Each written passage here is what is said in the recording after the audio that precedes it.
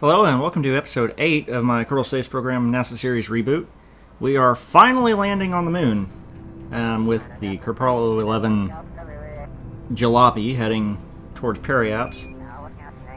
This is going to be, there's not going to be a whole lot covered on this video. It's just going to be strictly the landing and exploration and takeoff. So there's not going to be a lot of content as far as number of missions go, but I've notice I haven't really gone into detail on actually landing something on the surface of the moon.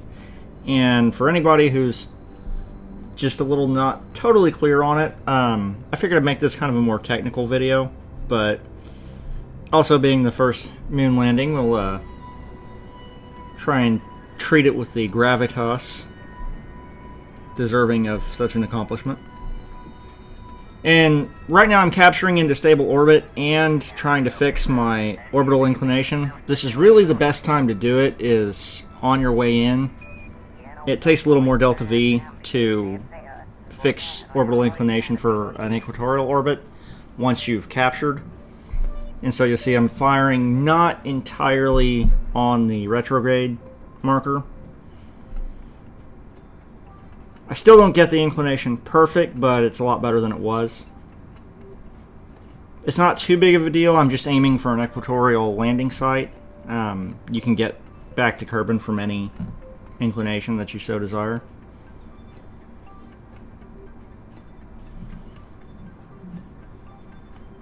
Just some kind of nitpicky orbital operations here. And it's on the night side when I switch everybody over from the command module to the lander.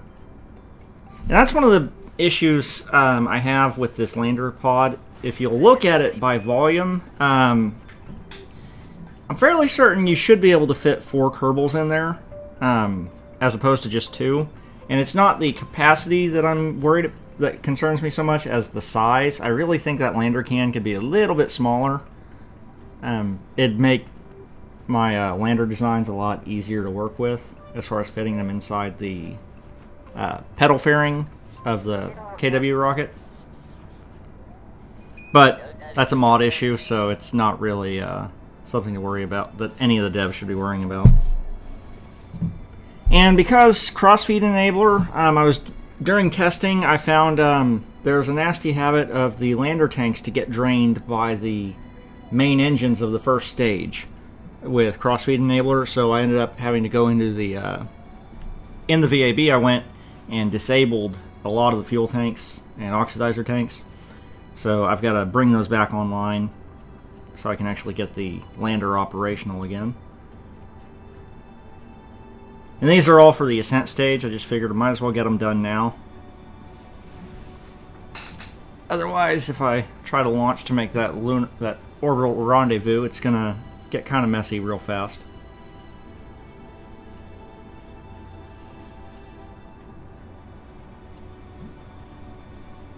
Astute observers will notice I've got Jeb and Buzz on the way to the surface of the moon. Which Jebediah strikes me more of a, not necessarily Neil Armstrong type. His personality is a little more outgoing than that. But I thought it only fitting. And when you're landing on a body without an atmosphere, the easiest way to make the most efficient way to make your approach is by lowering your periaps, not to 0, because your velocity is still going to be extremely high, your lateral velocity, but just that tiny little burst changed my altitude by approximately 15,000 meters, which is quite a lot. And the advantage of that is, instead of having to come down, burn off all my lateral velocity, and then fall 20,000 kilometers under, 20 kilometers under engine power fighting against the gravity of the moon, I've only got to go about 5,000. I still got to burn off that lateral velocity, but this makes things a lot more efficient.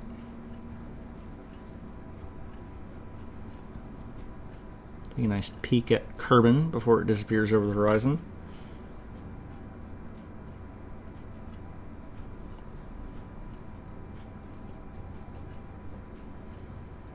And here's where things start happening really fast. I dropped my periaps a little bit more, and then I noticed that I'd gone a little too far.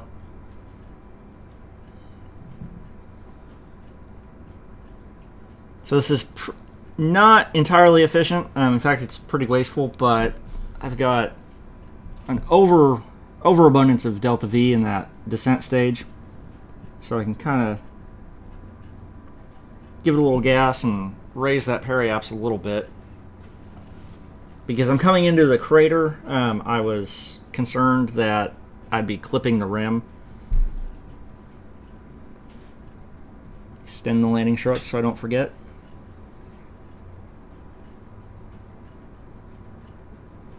And I was doing a lot of this just on experience and intuition. If you see your flight path marker going into the surface of the moon, chances are you need to raise it. How much is really up to you. I was just kind of eyeballing this. It's not the most difficult thing in the world, but there comes to a point where things start happening really fast, and you need to just know what you're doing. And not have, because you don't have much time to really think things through during a descent. However, on the moon, it's a lot more forgiving than, say, Dres. I think Dres has almost the same gravity as Kerbin, but no atmosphere. And once again, noticing that I'm going to be setting down in those mountains if I'm not careful. So I start trying to angle the spacecraft to change my flight path just a little bit. I'd like to set it down as smoothly as possible, or on as smooth a surface as possible. Going the wrong way. Yeah. And that'll give me just a little bit of change in direction, kind of push me away from that ridge there. Let me go back to killing our horizontal velocity. Not quite ready to start losing altitude because I want to get over this ridge, so I start nulling out my vertical velocity. There's two ways you can do this. If you really know your spacecraft, you can just burn on the retrograde marker all the way in, or you can do what I end up doing here, just so I can get over this ridge. But it's also, for your first moon landings, it's a little easier to steady out and kill off your horizontal velocity first and then just come down vertically. But if you just burn retrograde all the way and save burning off that last bit of horizontal velocity to like the last 100 or so meters, that is the more efficient way to do it.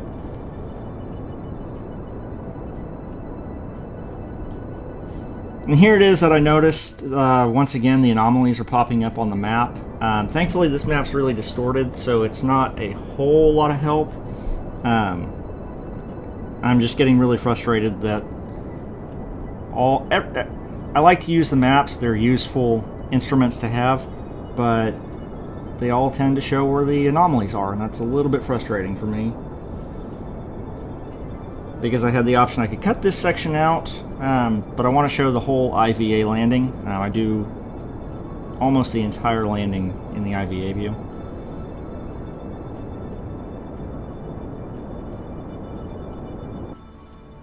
You see I've pushed that retrograde marker till it's pretty much exactly vertical. And at this point you can use translation controls and RCS to kill off any unwanted horizontal velocity you pick up.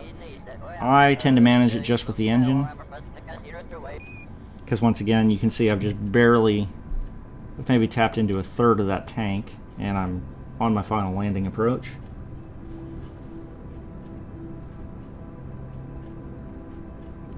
And at this stage it's just a matter of watching your vertical speed and making sure you don't pick up any excess horizontal velocity. It's always a pain trying to set this down while it's skipping over the surface. Sorry to get a little bit of drift there.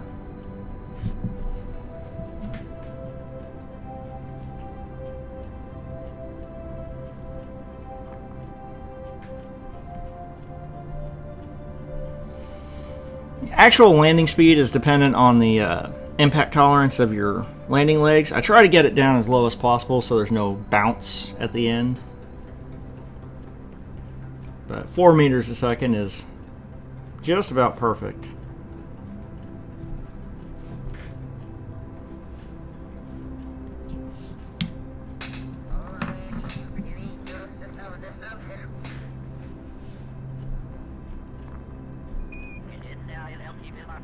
This is where raster prop monitor comes in really handy. I don't have to keep looking up and down to see my nav ball or my instruments and then look out the window. It's a much more advanced avionics suite than the real Apollo had. Well, it's more graphical. The Apollo landers actually gave a surprising amount of flight data to the pilots. There was just a lot more interpretation on their part. Which they were all, you know, trained, experienced astronauts, so a little more advanced skill set than I've got. And you see how long this vertical descent takes? That's what I was talking about by just burning in totally prograde and managing your velocity so you just barely kill off all your vertical velocity barely above the surface.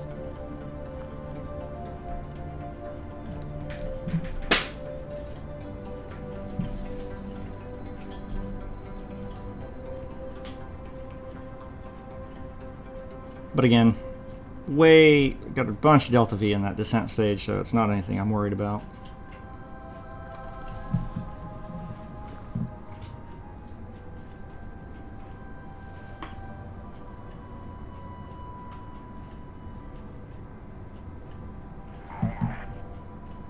And touchdown. Looks like I'm on a maybe 5-degree slope. Nothing major. But at this point, like I said in my previous video, you'll notice I didn't have any solar panels on the lander. I have gone through so many iterations of this stupid thing trying to get it to fit in the pedal adapter that I was starting to get sloppy. And at this point, I'm still completely oblivious to the absence of solar panels. So I'm just happily burning away power with those reaction wheels.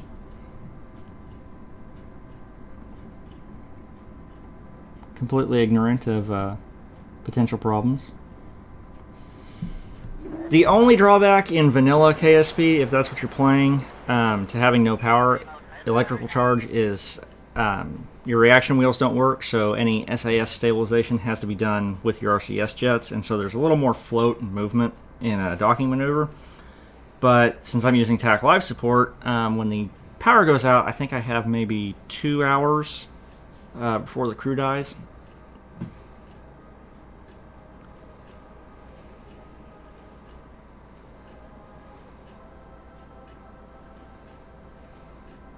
Jeb doing the low gravity demonstration.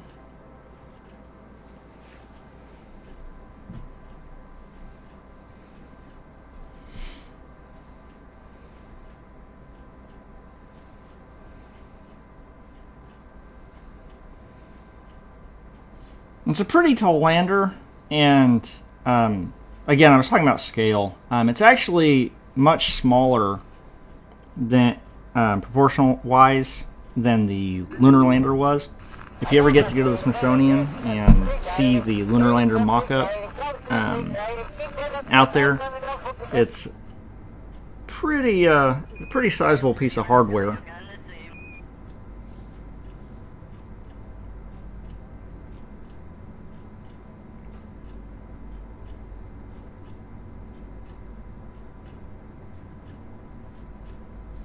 Here I'm trying to gauge just how far away that next biome is.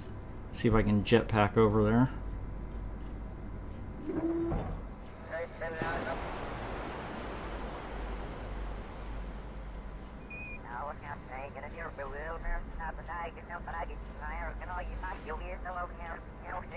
Buzz Kerman leaving the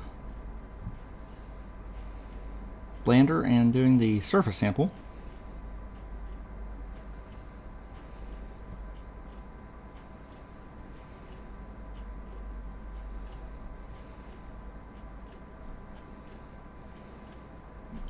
I always like flying to the moon. One of my favorite destinations in the game, but I don't know how far I'm going to take this series because I have the urge to set up a Munar colony for Kethane to do kind of a in situ resource utilization, as they call it. But it's pretty far out from reality. However, I am planning to do a constellation type flight to Duna, so I think I can extrapolate just a little bit, so long as I keep things somewhat realistic looking. However, that's a ways off. I've got 6 more moon landings, provided something doesn't go wrong on Kerpollo 13, knock on wood. So that'll be a ways off. When I get to the shuttle program, I'm not going to do all 100 and some odd shuttle landings, or shuttle flights, just because I really would have no reason to. Although in the mid-90s there was the argument being made that we were just sending the shuttle up because we could, but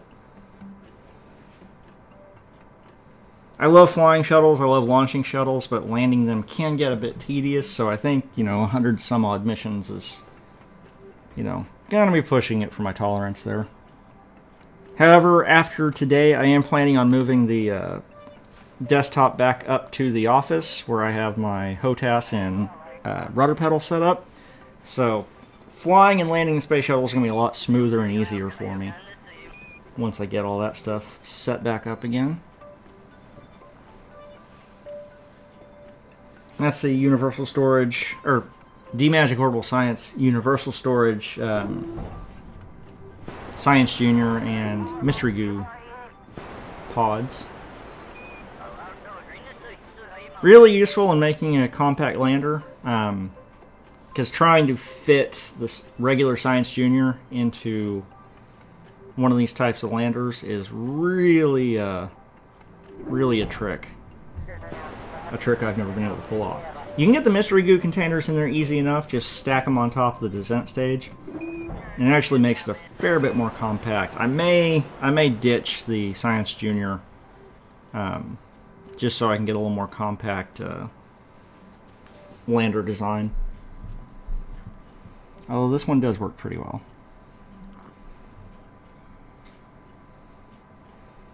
And Jeb's setting off by jetpack to make the long-range science observations. I tried to kill the my RCS flight while I had some still in the tank, and I didn't get far enough to hit the next biome. If I ever find a effective way to store my rover on here, I'll definitely increase my Kerbal's range, because I just don't have the patience to walk one of these guys all over the moon.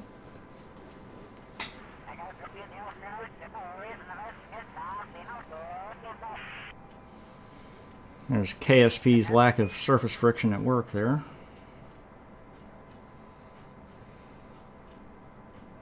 Yeah, still didn't quite get far enough away.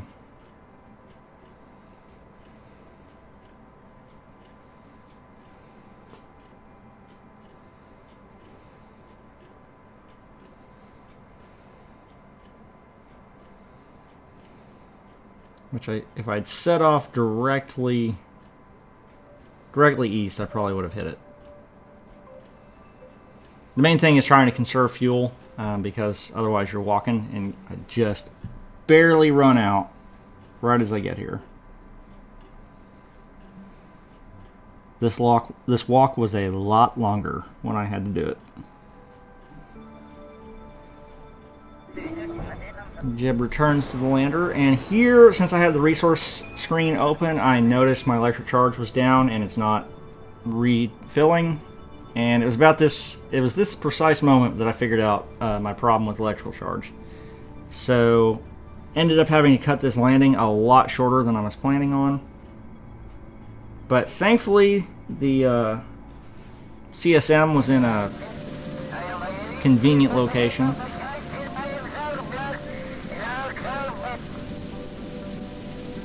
We set the ascent stage off.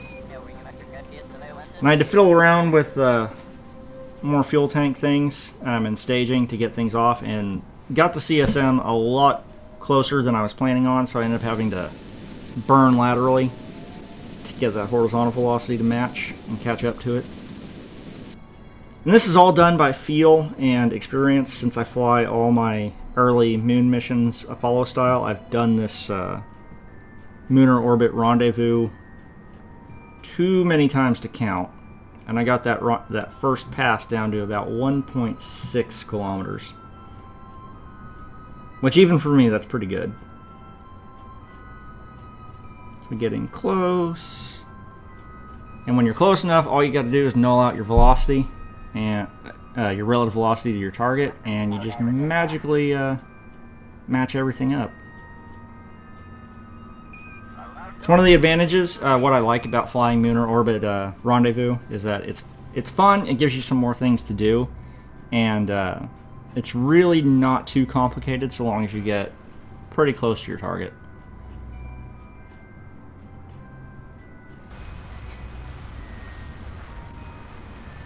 And rewatching From the Earth to the Moon, I just remembered, or it reminded me of the Apollo 12 mission where they landed next to, or pretty close to, an older lander probe that we had sent, and actually recovered some parts from it. So since I have that lander on the surface, or that previous unmanned lander, I am going to send my Kerpollo 12 mission to touch down near it. Maybe bring some parts back. And this is where you see the lack of electrical power. It doesn't really become a huge issue, it's just slightly annoying, because I did get the RCS balance pretty good.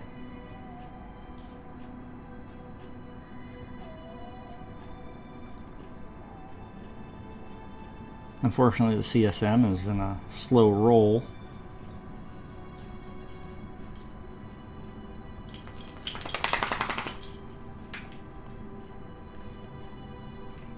And that noise was my sister's Doberman that I have till the end of the week, dog sitting.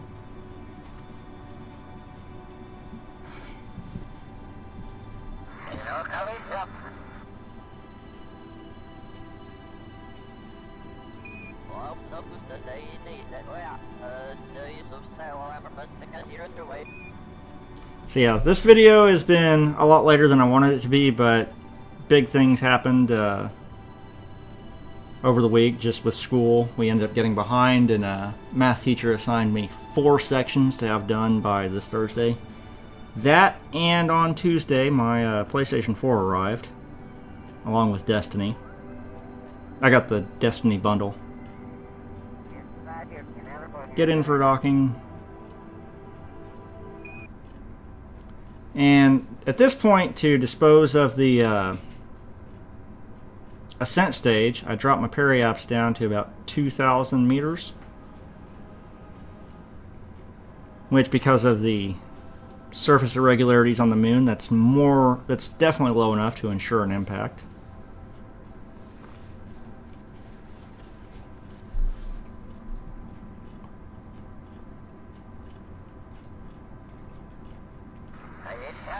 Let it go.